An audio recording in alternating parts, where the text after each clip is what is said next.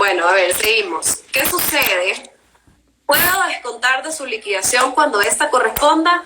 ¿Qué cosa podemos descontar de la liquidación cuando esta corresponda? O sea, a ver, tú de la liquidación, si es que el trabajador debe algo o tú le diste, por ejemplo, cualquier cosa, debe algo, debe cualquier cosa, tú le puedes descontar. O sea, si tiene un préstamo con la oficina, por ejemplo, tú le podrías descontar de su liquidación.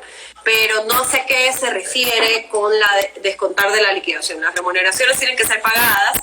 Eso sí, si es que le liquidas ahorita, o sea, hoy día decides dar por terminado la relación laboral, podrías ponerle el sueldo a pagar en la liquidación. Eso sí se puede hacer, pero no sé a qué se refiere esta pregunta. No es muy clara, pero bueno, creo que por ahí si contesté lo que necesitaban, si no, porfa, la vuelven a hacer.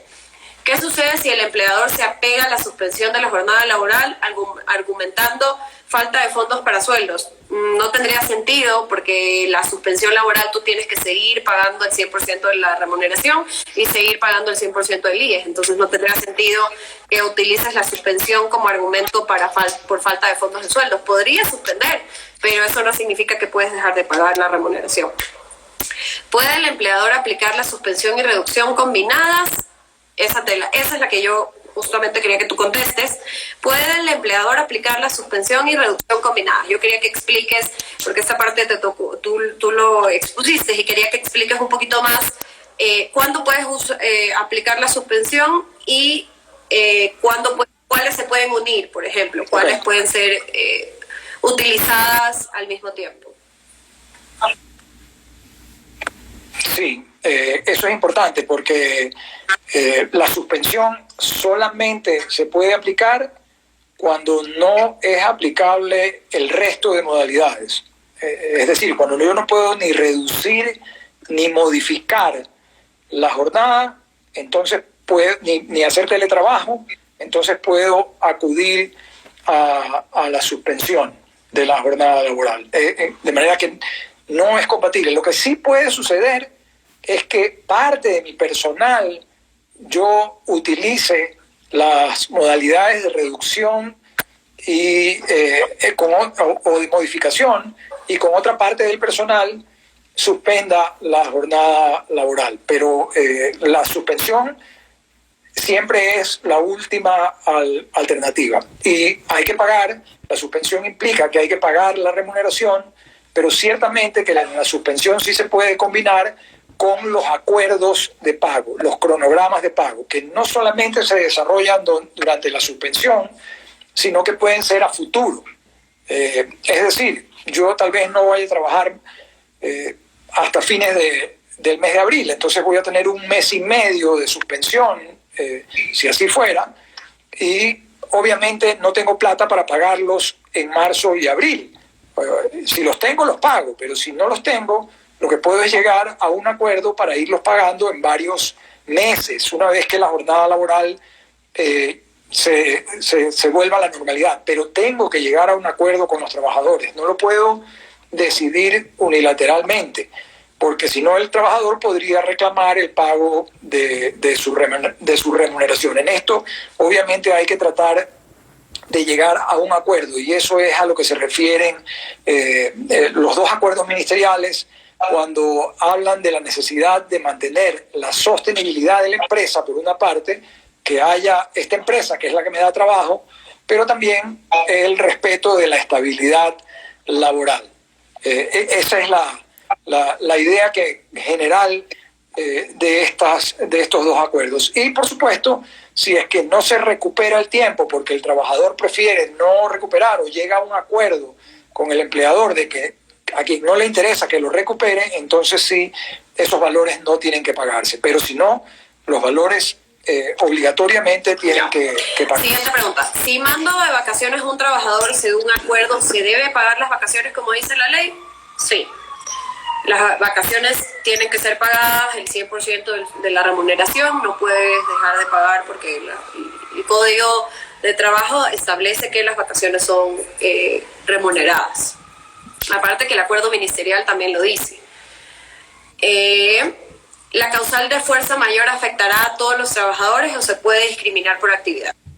Creo que ya lo hablamos, si se puede, o sea, la fuerza mayor es aplicable en casos puntuales. No es que es una generalidad y que todo el mundo lo pueda aplicar. No, tiene que justificarse y tiene que haber el requisito indispensable, que es el que no pueda realizarse el trabajo, o sea, el impedimento de trabajar. En el caso de que una empresa despida a un empleado indicando que es a causa de la crisis obligado, debe hacerlo o a través de la figura del despido intempestivo. Tiene que pagar despido intempestivo, desahucio y obviamente todas las proporcionales de 13º, 14º y vacaciones, no tomadas. El acuerdo ministerial también permite acogerse a fuerza mayor a caso fortuito para el no pago de utilidades. ¿Esto es cierto? No, eso no es cierto. Lo que te dice el acuerdo ministerial, que es el 079 respecto al pago de las utilidades, es que tienes 90 días más tú como empleador para registrar el pago, pero las utilidades tienen que ser pagadas hasta el 15 de abril, o sea, hasta hoy día tenían que haber pagado utilidades. ¿Qué pasa con esto? Hay que recordar, y esta parte hay que tenerla muy en cuenta, que las utilidades son de un ejercicio fiscal que no se vio afectado por la emergencia sanitaria, ni por fuerza mayor, ni por caso fortuito, ni por nada. Esta es una declaración del año pasado y que se basa en un ejercicio fiscal del año pasado, no por el ejercicio fiscal de este año. O sea, es una obligación que no ha sido condonada ni nada por el estilo para el empleador, todo lo contrario, tiene que pagarlo. Lo que sí puede hacer es registrarlo hasta 90 días después de la fecha normal del registro. Pero de ahí el pago de las utilidades tiene que ser por el 100%, no es negociable, y esto es un tema ya que va más allá, o sea, esto es un tema también fiscal y tributario, no es solamente un tema laboral, sino que nace de una norma tributaria. De ahí, la causal de fuerza mayor, de utilizársela discrecionalmente en una parte de la nómina, entonces resultaría que atentatoria para principios constitucionales.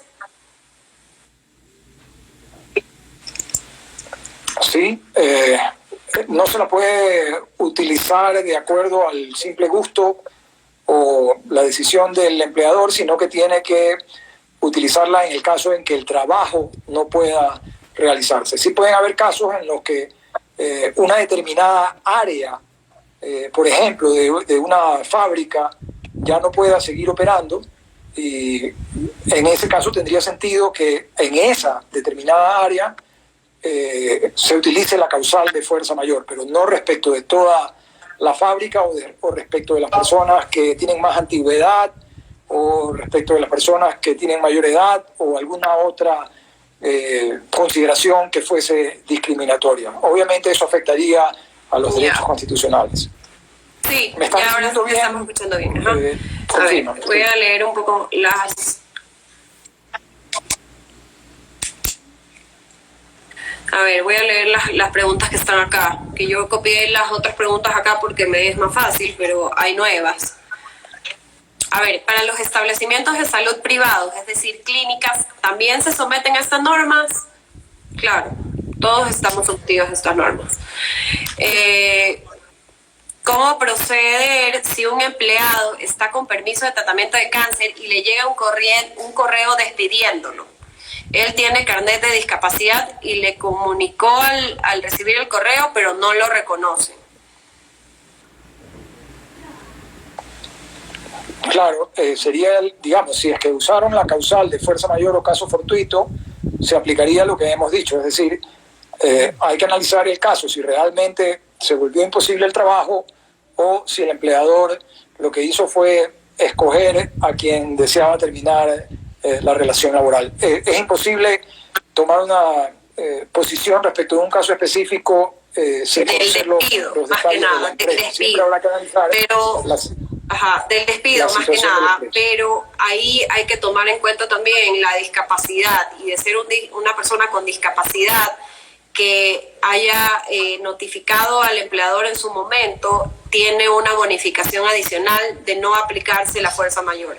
Eso es importante que tengan en cuenta, pero igual habría que analizar el caso concreto. O sea, cuando se analizan casos concretos hay que revisar el caso en concreto. No podemos dar generalidades porque obviamente no sabemos cuáles son las circunstancias por las cuales se dio el despido. Aquí, a ver, perdón. Acá hay otras preguntas que les voy a seguir leyendo. ¿Cómo procede? Ya, se puede llegar a un acuerdo con el empleador para el pago de utilidades posterior al 15 de abril bajo un esquema de pago acordado por el empleado y por el empleador.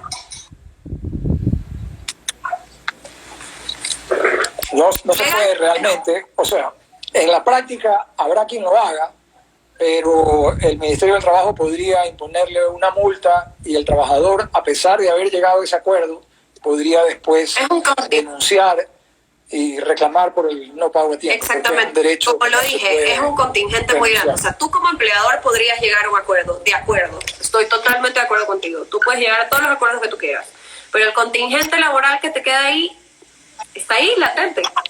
O sea, no lo dejas de tener hasta que se, obviamente, prescriba la acción, pero está ahí latente.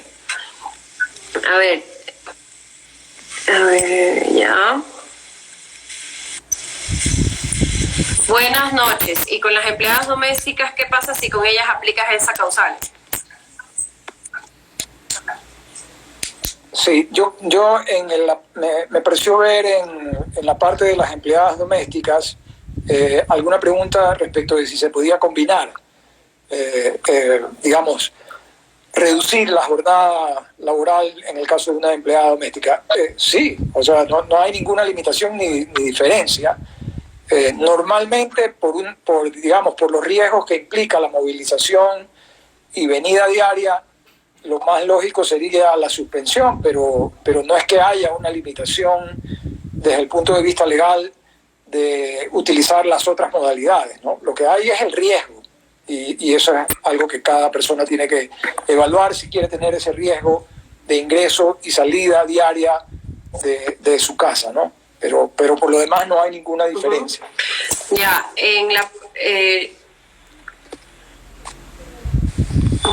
obligatorio registrar el teletrabajo? Sí, es obligatorio registrarlo. Lo puedes hacer en el SUT, en la parte, justamente donde está la parte del contrato, ahí al lado hay como dos ventanitas y ahí te dice teletrabajo. Solo tienes que aplastar el botón, literal. ¿Cuál es el camino jurídico del trabajador cuando ha sido despedido el día de hoy? Demandar. Presentar la denuncia también podría ser ante el Ministerio de Trabajo, pero la más viable es demandar. La denuncia y empezará la investigación y sí, podemos como mover un poco el piso del empleador y todo, pero lo mejor es demandar. Había, sí, Cristi, ¿había ahí alguna pregunta complementaria respecto de qué pasa con las denuncias, digamos? Ya, ¿qué hace la autoridad de trabajo? Pero bueno, les cuento un poco qué hace el inspector de trabajo. Recibe la denuncia, tú tienes que hacer esta denuncia al inspector de trabajo, quien inicia una investigación con los argumentos de derecho y los fundamentos de hecho que se han otorgado por parte del denunciante. Inicia la investigación, el empleador es notificado con la denuncia y es notificado de que se lo va a investigar. No sabes cuándo va a llegar, el inspector de trabajo llega a las instalaciones, hace la investigación, inicia la investigación, entrevistas, etcétera, termina la investigación y emite un informe sobre la denuncia que hiciste. De ser el caso, obviamente se resuelve y la resolución que dé el inspector de trabajo establecerá cuál de las dos partes tenía realmente la razón, pero de igual forma tú puedes demandar. O sea, adicionalmente a la denuncia que presentaste, tú puedes iniciar una demanda con los mismos fundamentos de hecho y de derecho para que un juez sea el que tenga la decisión final sobre ese tema. Lo que hace la denuncia es tener ya una perspectiva previa de lo que podría suceder después, ¿ya? Porque obviamente, como ustedes saben, ahorita el sistema judicial está colapsado, va a colapsar, mejor dicho, ya estaba colapsado y ahorita va a recontra colapsar. Y imagínense, si normalmente, o se demoraban 6 meses en ponerte una audiencia o un poco más, ahorita se va a demorar muchísimo tiempo más en solamente ponerte la audiencia para que, o sea, entonces imagínense, un proceso judicial se va a tomar un montón de tiempo, mucho más del que ya se estaba tomando. Entonces, si te da una información previa, es como una investigación previa de lo que ya estaba pasando, y así también el empleador también puede considerar si le es factible o no ya sea pagar el valor total de la indemnización a la que esta persona, de la que el trabajador quiere llegar, o el continuar y que se vaya el trabajador a demandar. ¿Por qué? Porque recordemos que de obtener una sentencia vas a tener que pagar 3 veces el valor que tenías que pagar si es que hubieras pagado el día de la liquidación o el acta de finiquito, de firmar el acta de finiquito. Entonces, eso es importante tenerlo en cuenta, y obviamente ahí tú puedes valorar como empleador o como demandado si es que te va a afectar o no el que esa persona presente una demanda o no. También como trabajador vas a poder saber si es que te conviene o no presentar una demanda, gastar en abogados o simplemente aceptar la liquidación que ya te ofrecieron y continuar.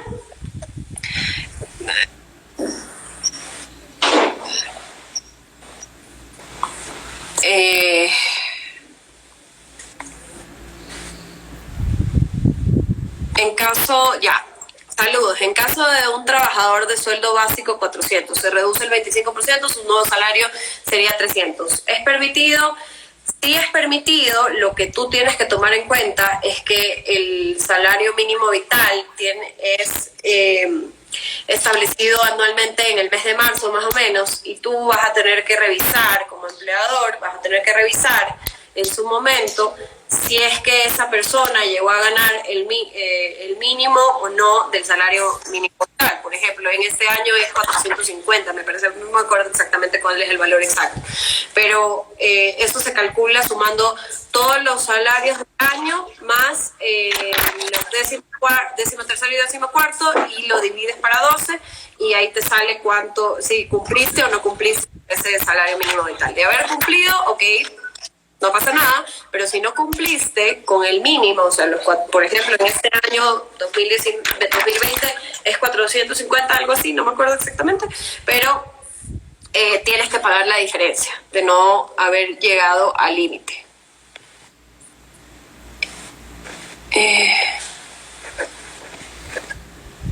¿Puedo hacer reducciones de jornada laboral a determinadas áreas de la compañía? Sí. Tú puedes hacer la reducción de la jornada laboral de acuerdo a lo que a lo que a ti como empleador te parezca. Lo importante de esto de aquí es que hay que tener en cuenta que tú tienes que registrar la reducción de la jornada laboral y tiene que ser aprobada por el Ministerio de Trabajo. Toda la reducción y la modificación, la reducción y la suspensión tienen que ser aprobadas por el Ministerio de Trabajo. Por eso es indispensable que haya primero la aprobación y después la notificación. Pero sí puedes hacerlo en determinadas áreas o a determinada persona y no a todo el mundo. Pero si yo hago un acuerdo y le pago en los 90 días plazo que tengo para registrar, ahí no habría problema. A ver, sí es un contingente para ti como empleador. Tú puedes llegar al acuerdo, tú puedes llegar a los acuerdos que tú quieras, ¿ya? A la final, ahorita es un momento en el cual el empleador y el trabajador especialmente tiene que considerar que estamos en una crisis financiera, económica, en la cual si es que no nos ponemos a apoyar el hombro de la empresa, simplemente mañana no tenemos trabajo porque quiebra, ¿ya?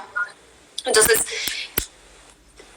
me imagino que me lo estás preguntando por falta de liquidez. Entonces, si es que esto va a ayudar en su momento a que tú puedas mantener tus puertas abiertas y puedas seguir dando trabajo, obviamente tú puedes llegar a un acuerdo, pero siempre va a terminar siendo un contingente que vas a tener ahí latente si es que ya terminaste de pagar, terminaste de pagar. Si es que alguien lo denuncia, podría ser multado, pero a la final yo creo que ahorita estoy 100% segura que es momento de llegar a acuerdos y que es momento de ponernos hombro con hombro. O sea, si es que el trabajador no colabora con el empleador, simplemente el día de mañana no va a tener trabajo.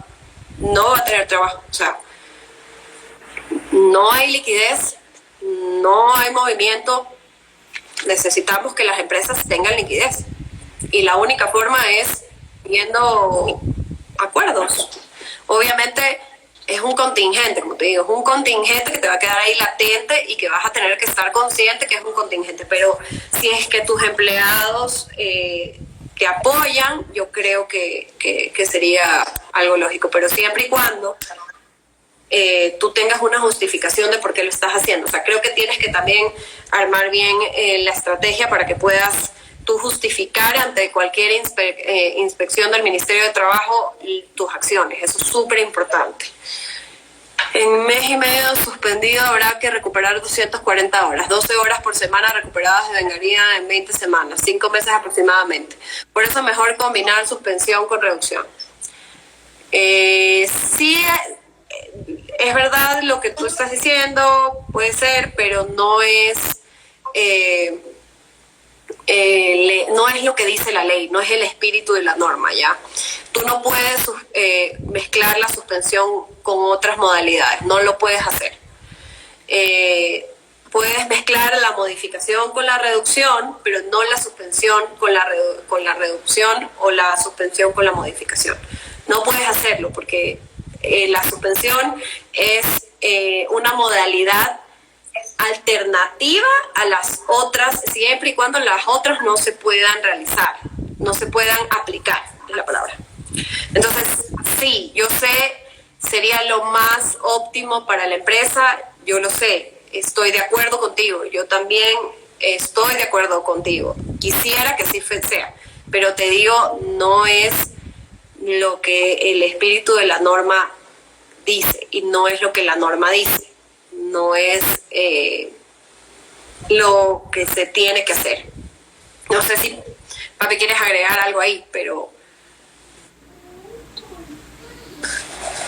Sí, lamentablemente la disposición nace de el presupuesto de que la suspensión se da en el caso de que no se puedan utilizar las otras alternativas.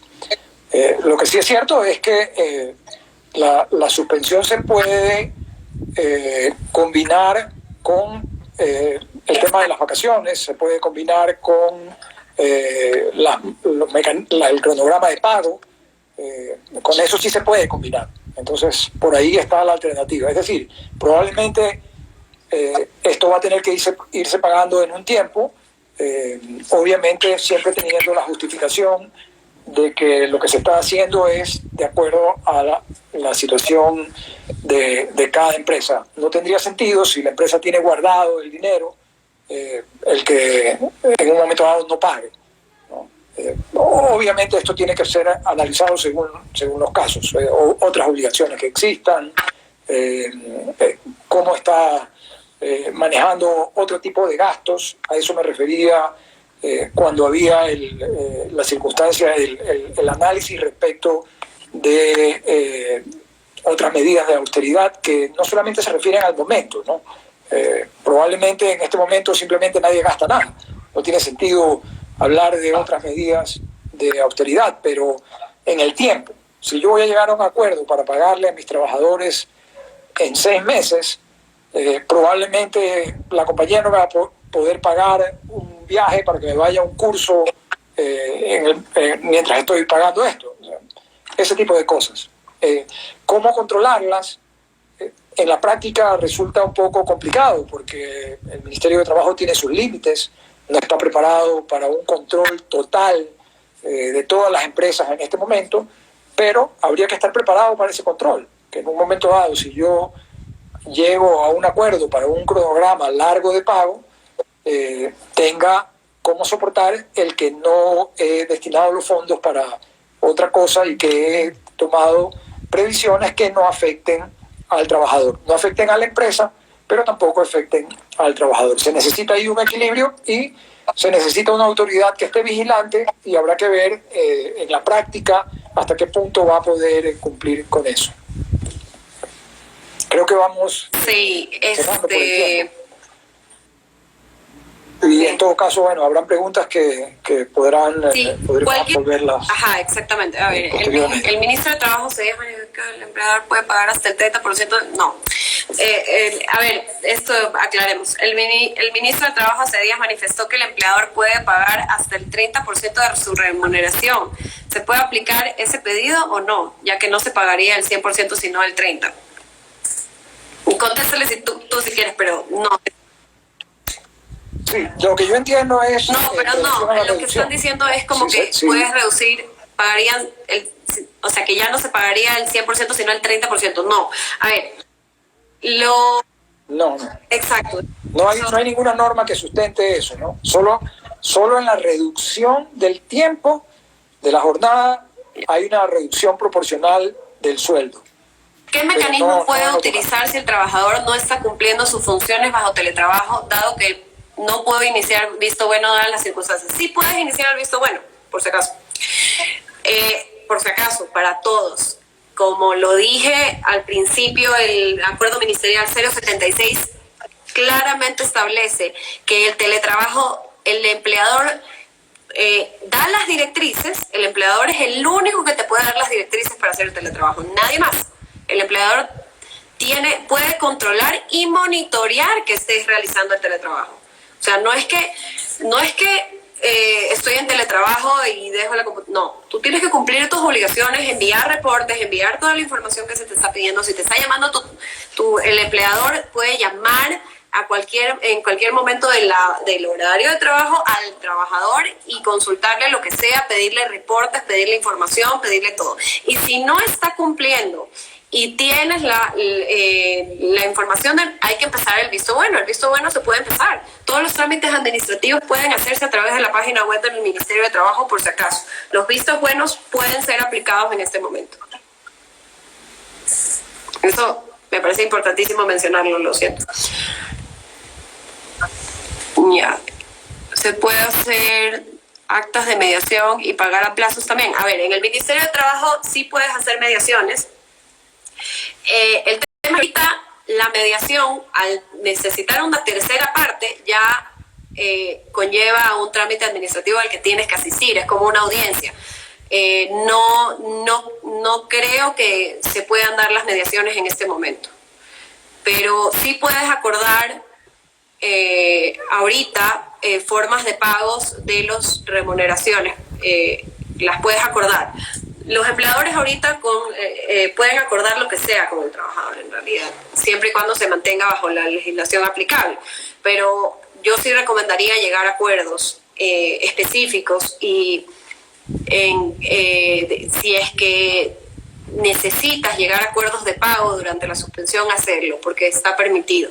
No necesitas ni siquiera ir a mediación, puedes hacerlo entre las partes. Por ejemplo, para que firmen el acta, el acuerdo, perdón, el acta de mediación, estaba pensando en la mesa, para que firmen el acuerdo, se lo puedes enviar por correo electrónico y pedirle que lo imprima, lo firme y te mande una foto del acuerdo. Si es que no puede imprimir, puede mandarte la aceptación vía correo electrónico. Pero ahorita, por las circunstancias en las que estamos, podemos llegar a acuerdos virtuales a través de correo electrónico, porque se entiende que existe la voluntad de las partes.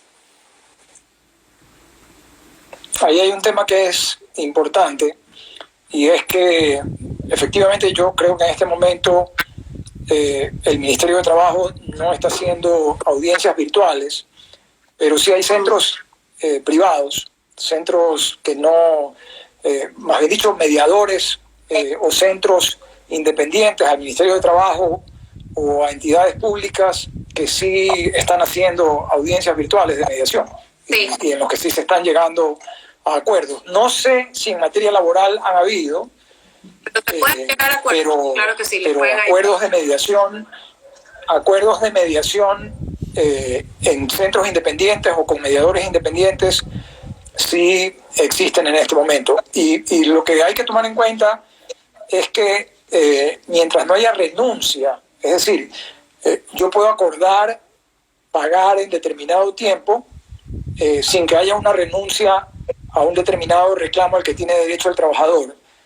Mientras no haya renuncia de derechos del trabajador, el acuerdo con mediador o sin mediador, con centro o sin centro, es posible. En el caso de que haya renuncia de derechos en materia laboral, con mediador o sin mediador, significaría una transacción, y la transacción estaría referida a materia no transigible. En este caso, entonces, yo puedo acordar diferir el pago. Lo que no puedo es, reconociendo el hecho de que haya habido un despido, por ejemplo, claro, dejar de pagar la indemnización. Sí puedo pagársela en plazo, sí puedo pagarle en plazo, pero no dejar de pagar. Ahí hay una sutil diferencia entre lo que es la mediación como un medio de solución de la controversia y lo que es la transacción que incluiría esa mediación, que tiene una connotación. Pero sí, es verdad, tanto así, yo en muchísimos casos en los que he representado ya en juicios a empleadores, hemos llegado a acuerdos de pago de indemnizaciones. Por ejemplo, una compañía manufacturera que había cerrado su empresa, liquidado su empresa por falta de liquidez, tuvo que llegar a acuerdos dentro de la audiencia dentro de la audiencia de conciliación durante el juicio, llegar a acuerdos de pagos, porque realmente no tenían la facilidad para poder pagar indemnizaciones en ese momento. Y les tocó a los trabajadores aceptarlo porque simplemente no había una forma adicional para poder pagarles, o simplemente iban a tener que seguir peleando por una indemnización cuando lo único que tenían que llegar era un acuerdo de cómo se pagaba la indemnización. O sea, son cosas que yo creo que también es importante que se tome en cuenta al momento de demandar por parte del trabajador, ver qué te conviene más. O sea, pelear 3 años porque te paguen una indemnización hoy día porque yo quiero que sea hoy día, o una remuneración hoy día porque yo quiero que sea hoy día, o simplemente apoyar a esa persona que te ha dado trabajo todo este tiempo y decirle, ok, a ver, ¿cómo hacemos? Porque a la final te va a pagar y a la final no te está haciendo que renuncies derechos, simplemente está haciendo que el manejo del dinero sea más fácil, porque lamentablemente en una crisis yo sé que es difícil ver la perspectiva del empleador, porque lamentablemente se tiene como que al empleador como una persona que tiene plata y que no considera a sus trabajadores, cuando no es así. Es todo lo contrario. Yo como empleadora les puedo decir que a mí me duele cada cosa de mis trabajadores, y yo cada vez que tengo que hacer algo, yo tengo que muchas veces dejar de hacer muchas cosas para poder pagarles y cumplir con mis obligaciones. Entonces créanme que el empleador siempre está tratando de buscar alternativas para poder solucionar los problemas. Lamentablemente, como les dije antes, si es que no nos damos apoyo entre los unos y los otros, simplemente mañana no vamos a tener trabajo. Nadie va a tener trabajo. La crisis está difícil y hay que darnos apoyo, todos, entre todos. Y especialmente entre trabajadores y empleadores, porque es la única fórmula para poder salir adelante. Lamentablemente, las fórmulas que nos han dado el Ministerio de Trabajo no son las más óptimas para poder sacar adelante a las empresas en este momento, pero son las con las cuales tenemos que trabajar. Y si es que nos toca ceder un poco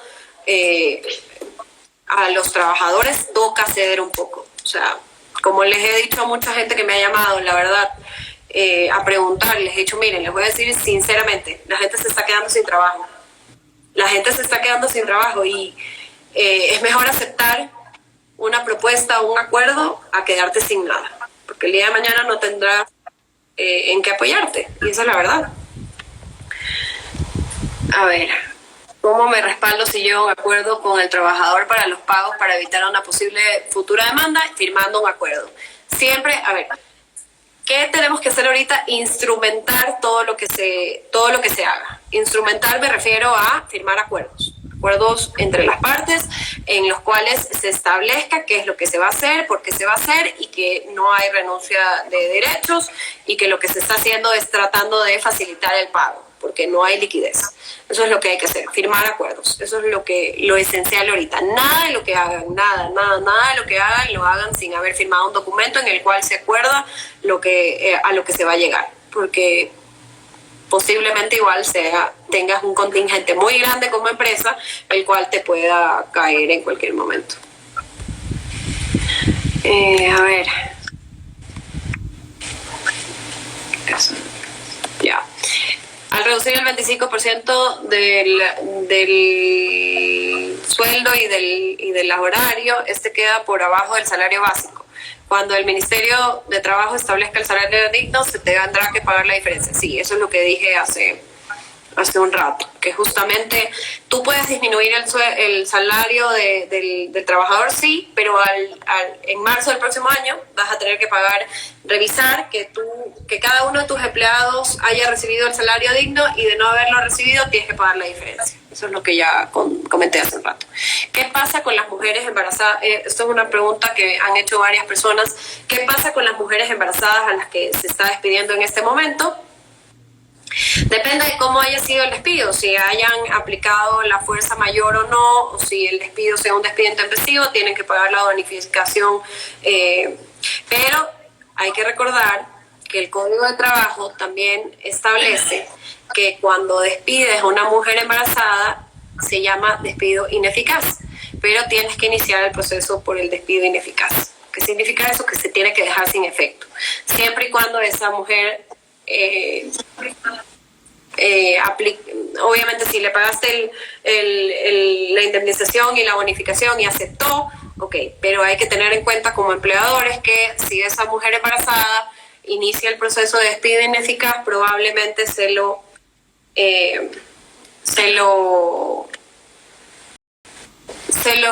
concedan y la tenga que esperar. Sí, ahí hay que tomar en cuenta un poco los precedentes constitucionales, ¿no? Que digamos, la protección a la mujer embarazada en los precedentes constitucionales de la Corte Constitucional anterior, pero que todavía no han sido modificados por la nueva Corte Constitucional, tienen una alta protección a la mujer embarazada, inclusive en casos en los que no tiene estabilidad. Entonces, particularmente, no solamente, bueno, desde el punto de vista de la preocupación social, sino de puramente jurídico, habría que tener mucho cuidado en el momento de despedir bueno, cualquier causa. Vamos a dar por terminado ya esta sesión, tenemos ya 1 hora y media conectados. Y cualquier otra duda, por favor, ya saben, nuestro correo y nuestra información está en el Instagram de García Fero de Hijos y nos pueden enviar cualquier consulta a nuestro correo. Esperamos que la hayan pasado bien, que les haya gustado nuestro conversatorio y cualquier información adicional, por favor, no duden en contactarnos. Recuerden siempre asesorarse antes de tomar cualquier decisión y... eso. Muchas gracias, que estén muy bien. Hasta luego. Noches.